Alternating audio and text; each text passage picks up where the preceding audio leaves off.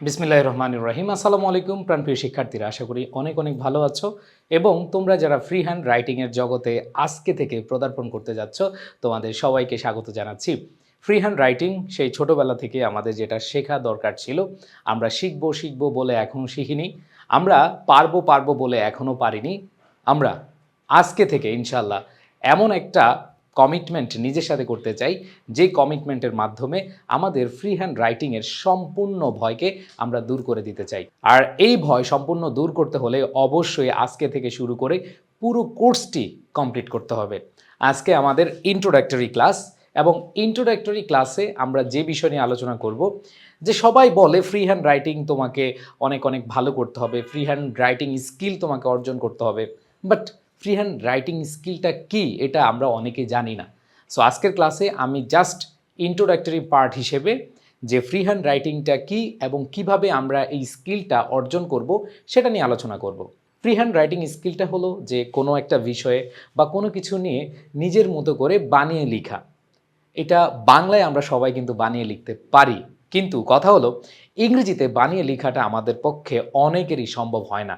এর কারণ হচ্ছে ইংরেজি একটা সেকেন্ড ল্যাঙ্গুয়েজ, এটা আমাদের হচ্ছে মায়ের ভাষা না, যেটা আমরা বাংলা শিখে আসছি ছোটোবেলা থেকে, কিন্তু ইংরেজিতে আমরা এটা হচ্ছে চাইলেই পারি না। সো সেকেন্ড ল্যাঙ্গুয়েজ হিসেবে আমাদেরকে অবশ্যই অবশ্যই অনেক নিয়ম, অনেক কানুন, এগুলো কি করতে হয়, ফলো করতে হয়। সো আমরা ইনশাল্লাহ চেষ্টা করব ফ্রি হ্যান্ড রাইটিং স্কিল অর্জন করতে যা যা লাগে সেগুলো খুব ভালোভাবে আয়ত্ত করব, অ্যান্ড দেন আমরা এই কোর্স শেষে যেন সবাই বলতে পারি যে হ্যাঁ, মহসিন স্যারের সাথে ফ্রি হ্যান্ড রাইটিং যে কোর্সটা আছে এই কোর্সটা একেবারে জিরো থেকে শুরু করেছিলাম এবং এখন আমি ফ্রি হ্যান্ড রাইটিংয়ে প্রো, যে কোনো বিষয় নিয়ে আমি খুব সুন্দরভাবে লিখতে পারি। ওকে, সো প্রাণপ্রিয় শিক্ষার্থীরা, আমি চলে যাচ্ছি মূল আলোচনায়। দেখো, এই ইন্ট্রোডাক্টরি লেকচারে একেবারে শুরুতেই আমি যে বিষয়টা তোমাদেরকে দেখাবো সেটা হচ্ছে ফ্রি হ্যান্ড রাইটিংয়ে আমি এবার পারবই। কথাটা হবে আমি এইবার পারবই। আমি লিখেছি তুমি এবার পারবেই, বাট তুমি বলবে আমি এবার পারবই। ঠিক আছে? সো ফ্রি হ্যান্ড রাইটিং ভালো করার জন্য বেশি কিছু না, লাকি সেভেন 7টা বিষয় তুমি ভালোভাবে শিখলেই তোমার কিন্তু total free hand writing skill develop হয়ে যাবে। এখন কথা হলে কোন 7টা? আসলে 7টা তাহলে ভাইয়া 7 মিনিটে বা 7 ঘন্টায় অথবা 7টা ক্লাসে শেষ করে দেন, নো। আমি একবার বেসিক থেকে শুরু করে এমনভাবে পড়াবো যাতে করে তুমি স্কুল, কলেজ, অ্যাডমিশন টেস্ট অথবা জব প্রার্থী, বিসিএস যেই লেভেলের স্টুডেন্ট হও না কেন, তুমি খুব সুন্দরভাবে এই কোর্সটি করে তোমার যে ভয়, এই ভয়টা কি করতে পারবা, দূর করতে পারবা। সো আসো, আমি তাহলে তোমাদেরকে যেই 7টা মানে লাকি 7 পয়েন্টের কথা বলছি সেগুলো একটু দেখাই। প্রথম কথা হচ্ছে লাকি 7-এর মধ্যে প্রথম যেটা, পার্টস অফ স্পিচ সম্পর্কে সম্পূর্ণ ধারণা থাকতে হবে। তুমি যদি ইংরেজি লিখতে যাও, আমি এই কনসেপ্টটা তোমাদেরকে বলে দিতে চাই, সবাই একটু মনোযোগ দিয়ে শুনবে। আজকের ক্লাসে আমি 7টা বিষয় নিয়ে লাকি 7 পয়েন্ট নিয়ে আলোচনা করব। যারা এই লাকি 7 পয়েন্ট ভালোভাবে আয়ত্ত করতে পারবে এই কোর্সে, তাদের ফ্রি হ্যান্ড রাইটিং নিয়ে আর কোনো টেনশন থাকবে না, যে কোনো বিষয় নিয়ে তুমি লিখতে পারবা। প্যারাগ্রাফ বলো, কম্পোজিশন বলো, নিজের সম্পর্কে কমেন্ট বা অন্যদের সম্পর্কে কমেন্ট, যা কিছু আছে তুমি সব কিছু লিখতে পারবা। অনলি এই 7টা বিষয় যদি তুমি কি করতে পারো, ভালোভাবে শিখতে পারো। সো আসো একটু খেয়াল করে দেখি যে পার্টস অফ স্পিচ সম্পর্কে সম্পূর্ণ ধারণা নিতে হবে। এটা কেন? প্রথম লাকি 1 পয়েন্ট মানে নাম্বার 1, এই নাম্বার 1 পয়েন্টটা হচ্ছে পার্টস অফ স্পিচ। দেখো, আমরা যখন লিখবো, ধরো আমি লিখলাম my name is Mohsin Patwari. So my name is Mohsin Patwari, এইটা একটা সেন্টেন্স এবং এই সেন্টেন্সের প্রত্যেকটা ওয়ার্ড এক একটা পার্টস অফ স্পিচ। মাই একটা পার্টস অফ স্পিচ, নেম একটা পার্টস অফ স্পিচ, ইজ একটা parts of speech, Mohsin Patwari একটা পার্টস অফ স্পিচ। সো প্রত্যেকটা সেন্টেন্স যদি আমরা ভাঙি তাহলে খেয়াল করে দেখব যে প্রত্যেকটা সেন্টেন্সের এক একটা অংশই কিন্তু এক একটা পার্টস অফ স্পিচ। সো এই জন্য আমাদেরকে পার্টস অফ স্পিচ সম্পর্কে ভালোভাবে ধারণা নিতে হবে। সো আমি অনেককেই দেখেছি ফ্রি হ্যান্ড রাইটিং ক্লাসে সবার আগে টেন্স পড়াচ্ছে, সবার আগে ভার্ব পড়াচ্ছে, সবার আগে অবজেক্ট বা অন্যান্য বিষয় পড়াচ্ছে। বাট আমি যদি বেসিকের কথা বলি, আমি যদি একবার শুরুর দিকটা বলি, তাহলে তোমাকে অবশ্যই পার্টস অফ স্পিচ সম্পর্কে জানতে হবে। আমি জানি না তোমরা ফ্রি হ্যান্ড রাইটিং সম্পর্কে কোনো কোর্স করেছো কিনা বা কোনো ক্লাস করেছো কিনা আগে। আমি চ্যালেঞ্জ দিয়ে বলতে চাই, আমি যেই পদ্ধতিটা তোমাদেরকে শেখাতে যাচ্ছি এই পদ্ধতিটা অন্যদের থেকে একটু ইউনিক হবে এবং আমরা যেহেতু সেন্টেন্স নিয়ে খেলবো, আমরা যখন লিখবো, আমরা যখন ফ্রি হ্যান্ড রাইটিং স্কিল প্রয়োগ করতে যাব, সেখানে কিন্তু আমরা সেন্টেন্স দিয়ে লিখবো, তাই না? সো প্রত্যেকটা সেন্টেন্সের এক একটা কি থাকে, পার্টস অফ স্পিচ থাকে। ওই পার্টস অফ স্পিচ সম্পর্কে যদি তুমি ভালোভাবে জানো, তুমি যদি জানো নাউন কি এবং নাউন কোথায় কোথায় বসে, তুমি যদি জানো প্রোনাউন কি, প্রোনাউন কোথায় কোথায় বসে, অ্যাজেক্টিভ কি, অ্যাজেক্টিভ কোথায় কোথায় বসে, অথবা অ্যাজেক্টিভ চেনা, নাউন চেনা, প্রোনাউন চেনা, অথবা ভার্ব কি, ভার্বগুলো কি হতে পারে, কোনগুলো হতে পারে, মানে ভার্ব চেনা, অ্যান্ড দেন ভার্বের পজিশন, কোথায় কোথায় ভার্ব বসতে পারে। এবং ভার্বের মধ্যে অনেক কিছু আছে, মডাল ভার্ব আছে, কজেটিভ ভার্ব আছে, সাবজেক্টিভ ভার্ব আছে, অভাব নেই। ওই ভার্বগুলো সম্পর্কে জানতে হবে।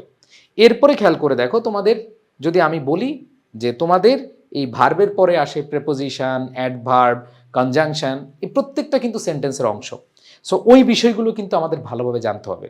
সো আমি প্রথম পয়েন্টটা কেন গুরুত্ব দিচ্ছি, যে আমি যখন লিখতে যাব তখন সেটা হলো কি, একটা সেন্টেন্স। আর সেন্টেন্সের প্রত্যেকটা অংশই হচ্ছে কি, পার্টস অফ স্পিচ। এই জন্য আমাদের সবার আগে পার্টস অফ স্পিচ সম্পর্কে ধারণা নিতে হবে। সো তাহলে ভাইয়া আমরা কই থেকে এই ধারণা পাবো?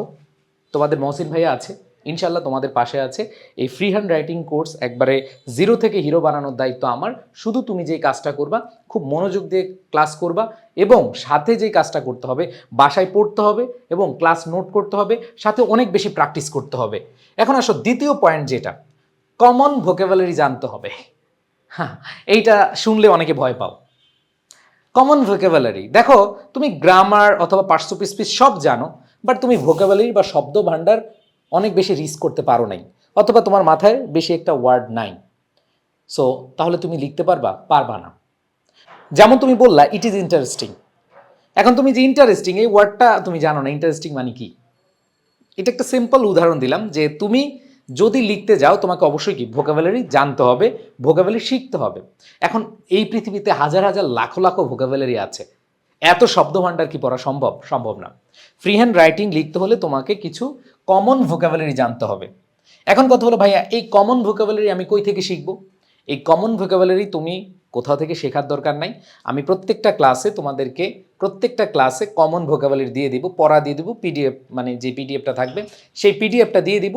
ওই পিডিএফ থেকে তুমি হচ্ছে সুন্দরভাবে পড়ে ফেলবা, এবং খুবই কমন এগুলো, যেগুলো আমরা হচ্ছে দৈনন্দিন ব্যবহার করে থাকি, এভরিডে আমরা ইউজ করে থাকি, সেটাই হচ্ছে কি কমন ভোকাবুলারি।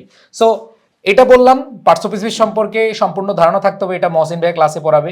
কমন ভোকাবুলারি এটা মহসিন ভাই ক্লাসে দিয়ে দিবে, বাট তোমার পড়ে নিতে হবে।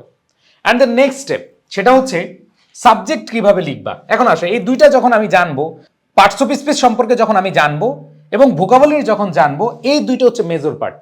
1 and 2 এই দুইটা হচ্ছে মেজর পার্ট। এই দুইটা জানার পরে তুমি আসো লেখা শুরু করবা।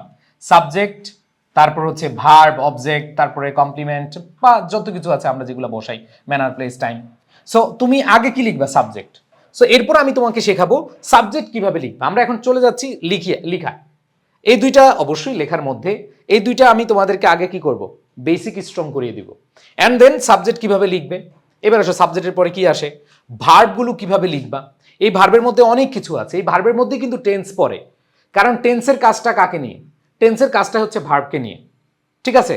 আই অ্যাম আ বয়, এখানে অ্যাম, অথবা he is a good student, এখানে ইজ, অথবা I am going to dash dash, এই যে আই এম গোয়িং।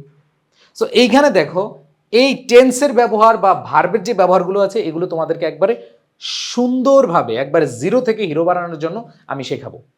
এরপরে আসো ভার্বের অনেক আলোচনা, এখানে পজিটিভ ভার্ব আছে, মডাল ভার্ব আছে, যত ধরনের ভার্ব আছে এইখানে আমি তোমাদেরকে শিখিয়ে দিব। সেখানে রাইট ফর্ম অফ ভার্বের ব্যবহারটাও শেখাবো, কারণ হচ্ছে তুমি যখন সাবজেক্টের সাথে মিলাবা, অথবা সাবজেক্ট ভার্ব এগ্রিমেন্টও তোমাকে শেখাবো। অ্যান্ড দেন পরবর্তীতে দেখো ভার্ব শিখলা, এরপরে কি অবজেক্ট এবং কি কমপ্লিমেন্ট। অবজেক্ট এবং কমপ্লিমেন্ট, একটা সেন্টেন্সে অবজেক্ট থাকতে পারে, আবার কমপ্লিমেন্ট থাকতে পারে। সো এটা নিয়েও আমি বৃহৎ আলোচনা করব, যাতে করে তুমি অবজেক্ট এবং কমপ্লিমেন্টের যে বিষয়টা, কারণ ডাবল অবজেক্ট, দুইটা অবজেক্ট হতে পারে, সো কিভাবে তুমি সুন্দরভাবে লিখতে পারবা সেটা নিয়ে আমি আলোচনা করব। তাহলে খেয়াল করে দেখো, স্টেপ বাই স্টেপ যাব। আমাদের এই টোটাল কোর্সে কিভাবে আমরা আসলে আমাদের শেখাটা অর্জন করব, এটাই আমি এখানে দেখাচ্ছি। যে আমি প্রথম পার্টস অফ স্পিচ সম্পর্কে ধারণা দিব, এটা অনেক সময় লাগবে, অনেকগুলো ক্লাস লাগবে। অ্যান্ড দেন তোমাদেরকে কমন ভোকাবুলারি প্রতি ক্লাসই থাকবে, আমি স্লাইডে পিডিএফ আকারে দিয়ে দিব।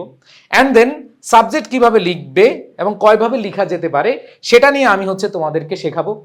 এবং একেবারে ভেঙে ভেঙে দেখাবো কতভাবে আমি সাবজেক্ট লিখতে পারি, কতভাবে ভার্বগুলো তাদের রূপ চেঞ্জ করতে পারে। এই যে ভার্বের রূপ চেঞ্জ হয় কোথায়, টেন্সে, ভার্বের রূপ চেঞ্জ হয় কোথায়, মডাল ভার্বের ব্যবহারে, এই বিষয়গুলো নিয়ে আমরা আলোচনা করব। অ্যান্ড দেন অবজেক্ট কমপ্লিমেন্ট নিয়ে আলোচনা করলাম। এরপর আসো অ্যাডভার্ব। একটা সেন্টেন্সে একাধিক অ্যাডভার্ব হয়। যখন তুমি বড় সেন্টেন্স লিখবা, যেমন আমি বললাম আই ওয়ার্ক অ্যাটেন্টিভলি, একটা সেন্টেন্স কিন্তু হয়ে গেছে, সাবজেক্ট ভার্ব অ্যাডভার্ব। কিন্তু এরপরও দেখো আমি আরো বাড়াতে পারি, কিভাবে? I work attentively in my office everyday. তাহলে এই যে দেখো অ্যাটেন্টিভলি এটা হচ্ছে অ্যাডভার্ব, ইন মাই অফিস এটাও অ্যাডভার্ব, এটা হচ্ছে অ্যাডভার্ব অফ প্লেস। আবার আমি বললাম এভরিডে, সো এইখানেও এটা কি হচ্ছে, অ্যাডভার্ব হচ্ছে। সো অ্যাডভার্ব একটা সেন্টেন্স যখন তুমি বড় করে লিখতে যাবা সেখানে কিন্তু তোমার অ্যাডভার্ব প্রয়োজন হয়। এই ছাড়া আমাদের লাস্ট পয়েন্ট যেটা, বড় বাক্য লেখা শেখা। তোমরা দিন শেষে আমার কাছে বা এই কোর্সে ভর্তি হচ্ছে কেন? যে তুমি যেন সুন্দরভাবে সিম্পল থেকে বা একটা ছোট বাক্য থেকে তুমি অনেক বড় বাক্য লিখতে পারো এবং এই বাক্যে তুমি একেবারে নির্ভুলভাবে উপস্থাপন করে ভালো নম্বর পেতে চাও, এটাই তো। সো এই টার্গেট যাদের আছে তাদেরকে বলছি, তোমরা যদি আমার কথাগুলো শোনো, আমি যেভাবে তোমাদেরকে লেকচার দিচ্ছি, আমি যেভাবে তোমাদেরকে পড়াবো, যেভাবে তোমাদেরকে পড়তে বলবো, যেভাবে তোমাদেরকে প্র্যাকটিস করতে বলবো, যদি সেভাবেই করো ইনশাল্লাহ আর কোনো ভয় নেই। যারা ফ্রি হ্যান্ড রাইটিং কোর্সে এনরোল করবে, তোমাদের সবার উদ্দেশ্য বলি যে ইনশাল্লাহ এই কোর্সটি তোমার লাইফের জন্য সেরা একটা কোর্স হতে যাচ্ছে। এখন অনেকে বলবে যে ভাইয়া এটা কি মানে আমি পারবো? কেন পারবা না? একেবারে জিরো থেকে, একবারে সহজ থেকে সহজতর উপায়ে আমি তোমাদেরকে শেখাবো। অনেকে বলবে ভাই এগুলো তো আমি পারি, এগুলো পড়াচ্ছেন, বাট আমি চাই একজন স্টুডেন্ট একবারে জিরো থেকে এই কোর্সটা করে হিরো যেন হয়। আমি মাঝখান থেকে ধরবো না, একবারে কঠিন থেকে ধরবো না। আমরা সিম্পলের মধ্যে গর্জিয়াস অ্যান্ড দেন গর্জিয়াসভাবে শিখবো। সো যারা এই কোর্সটিতে এনরোল করেছো ইনশাল্লাহ হতাশ হবে না।